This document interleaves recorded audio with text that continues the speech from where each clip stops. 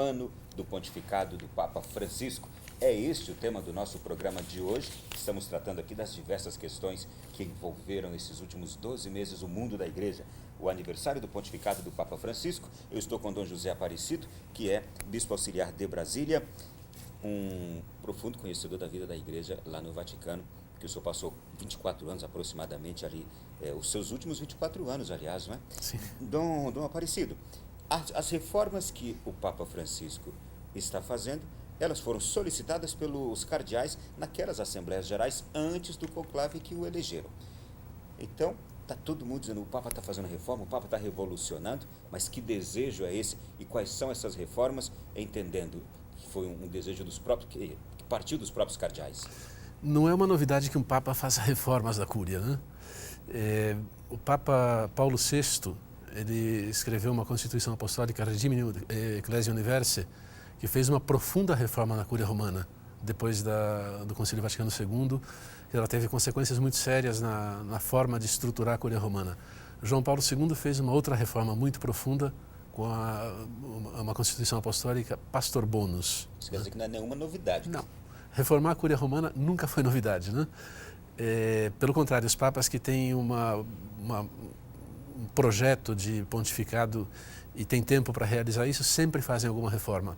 O Papa Bento XVI tinha projetos mais modestos, mas também fez algumas reformas, suprimindo, criando dicastérios, dando funções novas aos dicastérios, na doutrina da fé, por exemplo, criando o dicastério Conselho para a Nova Evangelização, passando algumas competências do culto divino para a Rota Romana. Então fez uma série de reformas que eram em vista de uma reforma maior, que ele não se sentiu em condições de fazer.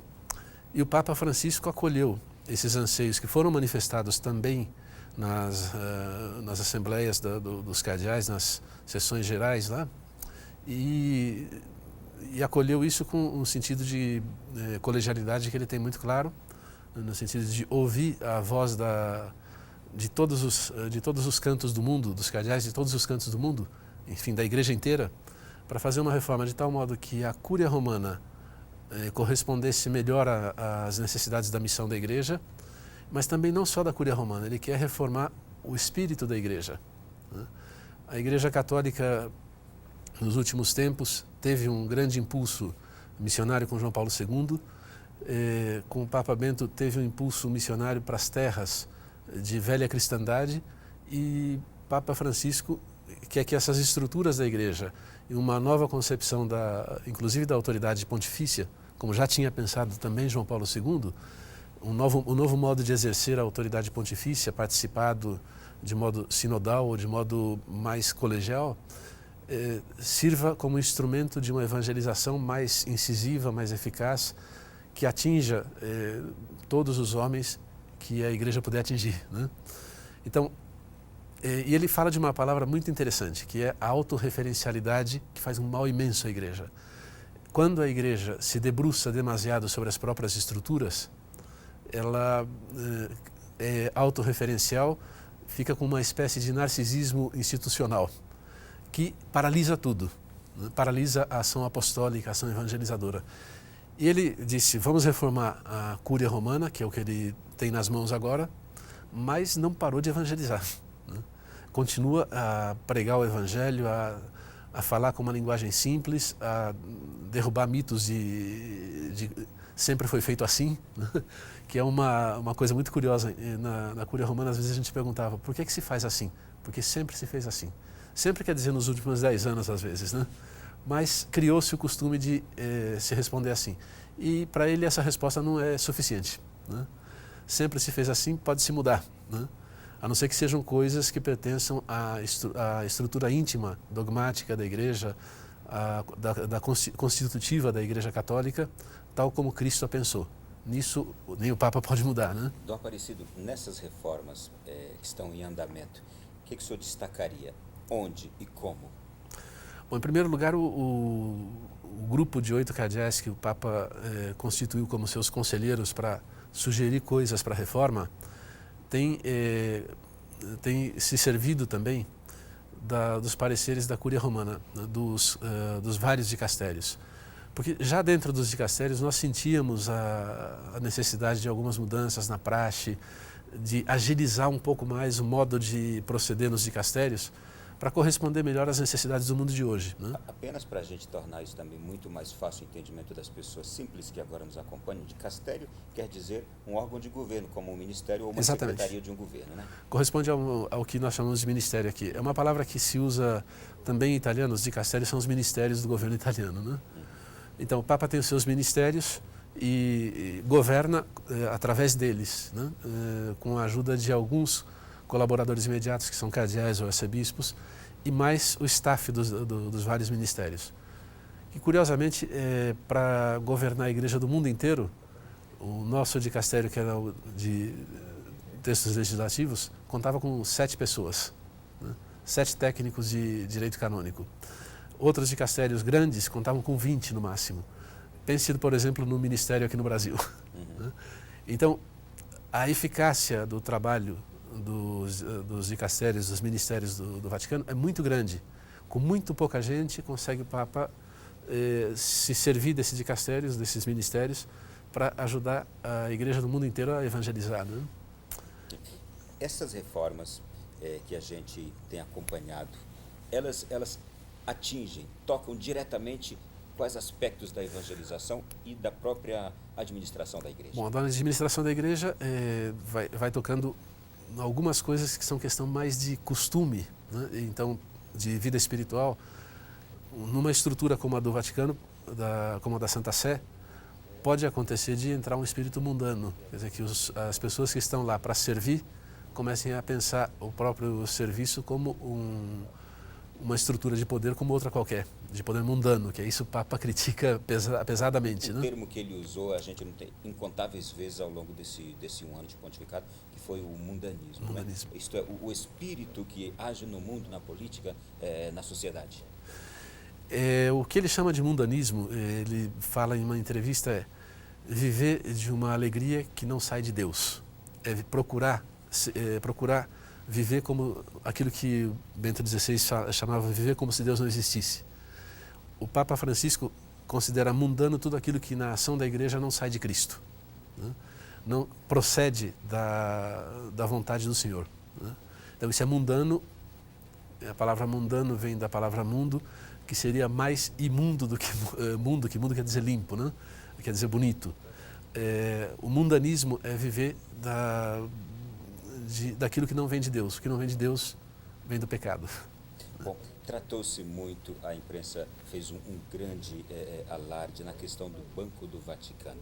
O que dizer deste Banco do Vaticano para as pessoas agora, em sua grande maioria católicos que nos acompanham? O que é esse Banco do Vaticano que tanto se falou, essa estrutura que se diz que foi alvo de corrupção lá dentro?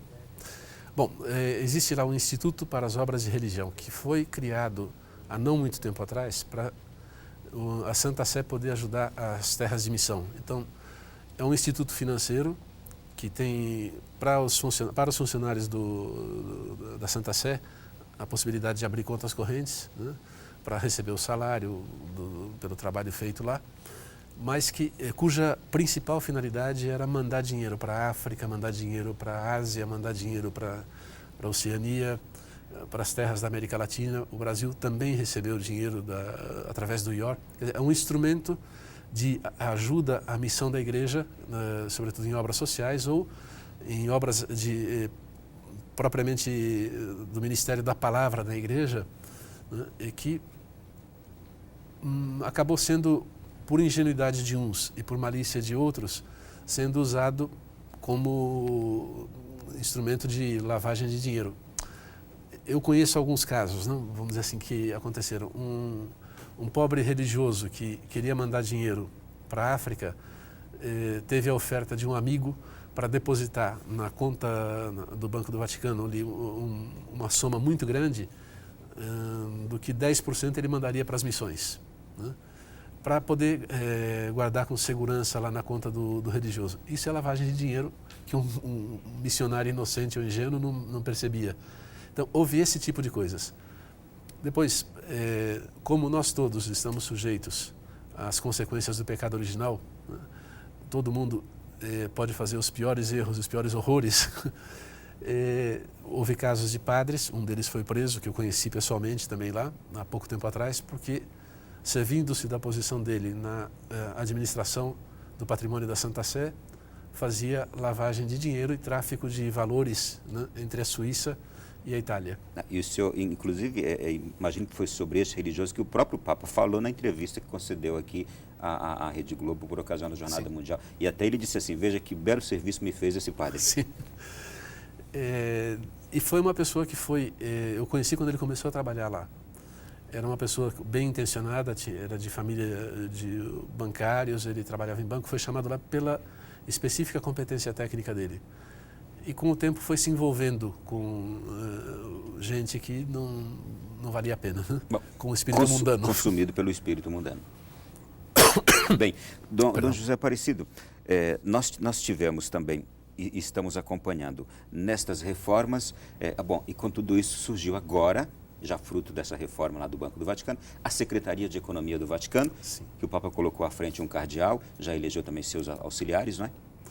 Olha, essa reforma começou com o Papa Bento XVI, que criou a Autoridade de Informação Financeira e submeteu toda a estrutura do IOR, e sobretudo do IOR, do Instituto das Obras para a Religião, à fiscalização internacional do Moneyval, que é um instituto de monitorização de tráfico de valores para evitar o emprego de dinheiro no terrorismo, né, criado pelo Conselho da Europa nos anos 90. Né. Então, isso foi a quebra de um tabu, quer dizer, que a autonomia da Santa Sé, a soberania da Santa Sé, para muitos não podia ser submetida a uma fiscalização europeia. Né. E o Papa Bento XVI não, por transparência nós fazemos isso. O que é que o Papa Francisco fez? Ele reformou o estatuto dessa agência de informação financeira, a Autoridade de Informação Financeira, que foi criada por Papa Bento XVI, para dar mais incidência na fiscalização interna do Estado do Vaticano e do Instituto das Obras da Religião. E estendeu isso a outras organizações, ao Governatorato da Cidade do Vaticano, estendeu, que tem um movimento de dinheiro muito grande, porque cuida das propriedades da Cidade do Vaticano. E a APSA, a Administração do Patrimônio da Sé Apostólica, que cuida do patrimônio da Sé Apostólica na Itália e em outros lugares, dos investimentos que o Vaticano tem para manter a missão da Igreja. Então, para manter, por exemplo, os 3.000 empregados que a Santa Sé tem, né? Então, pais de família, isso a Igreja não pode pôr para fora esse pessoal para viver uma pobreza, um pauperismo, mas ela deve viver a administração como faria um pai de família numerosa e pobre, honestamente, com um sentido de parcimônia nos gastos e de retidão no emprego daquele dinheiro que foi doado à Igreja para finalidade evangelizadora, né? Ninguém doa dinheiro à Igreja para fazer negociatas, doa dinheiro à Igreja para fazer a obra da Igreja, obras sociais, obras de evangelização, obras de misericórdia. Então, o que o Papa tem feito é orientar todo o trabalho, unificar tanto a vigilância como a administração dos bens da Santa Sé, para que sirvam mais e melhor à evangelização e seja menos vulnerável a esse tipo de corrupção, né? Entendi. Nós estamos conversando com o Dom José Aparecido, que passou seus últimos 24 anos de vida lá no Vaticano e ano passado foi nomeado bispo auxiliar aqui para Brasília, no Brasil. O senhor é uma autoridade, conhece os textos legislativos, conhece profundamente os documentos da Igreja dos últimos anos, dos últimos papas, e um assunto que eu gostaria de abordar com o senhor daqui a pouquinho, que o Papa Francisco falou também na entrevista ao Corriere della Sera, foi a respeito dos casos de pedofilia. Sim. O Papa disse, nenhuma instituição no mundo faz mais e trata com maior rigor a pedofilia do que a Igreja, fez mais pelas pessoas vítimas de pedofilia do que a Igreja. Então, daqui a pouquinho eu gostaria de pedir ao senhor, aliás, se o senhor já quiser introduzir isso, o que fez Bento XVI, o que fez João Paulo II e Francisco, o que está fazendo agora, porque a Igreja, nessas questões, tem sempre ali alguém no seu calcanhar. Bom, eu posso dizer de cara que o Papa Francisco não tocou a legislação feita por Bento XVI, que é uma legislação muito rígida. Manteve intacta. Manteve intacta sobre a legislação penal para tratar dos casos de pedofilia no clero, é a legislação mais rígida que se conhece hoje. Né? Disso a gente poderia falar detidamente, mas basta saber que praticamente não existe prescrição do delito de pedofilia no caso dos clérigos e que, na verdade, não é a palavra pedofilia leva a equívocos. É abuso sexual de menores. Na legislação da igreja, isso é até os 18 anos. Né? Então, e depois a prescrição é de 20 anos, mas em casos graves a igreja pode se dispensar dessa prescrição e perseguir os delinquentes clérigos, né? Até com a pena máxima que tem na igreja, que é a demissão do estado clerical. Nós não temos polícias e não temos cadeias, mas temos essa, vamos dizer assim, decapitação de ofício, né? Papa Bento XVI quis fazer essas duas coisas. Primeiro, fazer uma legislação rígida quanto ao aspecto de direito substancial, mas também processual. Isso é uma linguagem que é um pouco difícil de entender, mas antes só se podia demitir do estado clerical uma pessoa que cometesse esse tipo de delito por via processual, que é uma via longa, demorada, e agora se pode fazer por um processo um pouco mais rápido, que é administrativo, né? Sempre salvaguardado o direito de defesa de quem é acusado, porque simplesmente a acusação... Como em toda a legislação, como em todo o âmbito jurídico.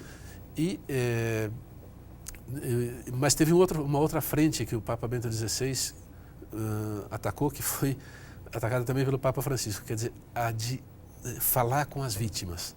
As viagens que o Papa Bento XVI fez aos Estados Unidos, ele falou pessoalmente com as vítimas, pediu perdão, mostrou a vergonha da igreja, quer dizer, pediu perdão pela vergonha que nós da igreja sentimos quando essas coisas acontecem. E posso dizer muito claramente disso, do rigor dessa legislação, porque eu trabalhei nela também, né?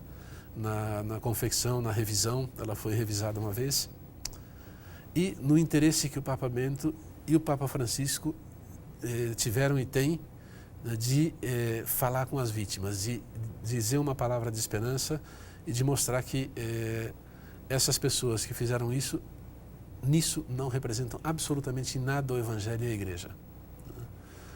São motivo de vergonha, são motivo de pedido de perdão,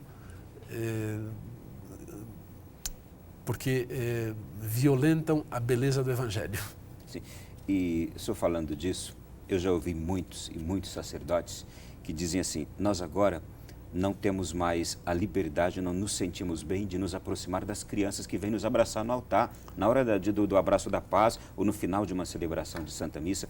Tamanho constrangimento e tamanho prejuízo isso causou para a vida da igreja e para a vida dos seus sacerdotes. Agora, é preciso dizer que a pressão mediática sobre isso foi muito mais forte e desproporcional à entidade do fenômeno na Igreja Católica em relação ao fenômeno na sociedade civil. O abuso sexual por parte de padres, na época mais dura nos Estados Unidos, foi de 0,2% do clero da costa ocidental, né? Los Angeles e São Francisco, aquela parte da costa ocidental que foi quem menos cuidou da prevenção desse fenômeno. Na sociedade, em geral, o fenômeno vai a uma porcentagem mais alta. Com isso não se justifica, né? Mas mostra que que quando se fala da Igreja Católica, a pressão mediática é muito forte. E se torna aquilo muito avolumado. Mas eu não ouvi falar de outras estruturas da sociedade civil, de estruturas governamentais, né? É muito raro alguém fazer uma... Eu já li muitos estudos sobre isso.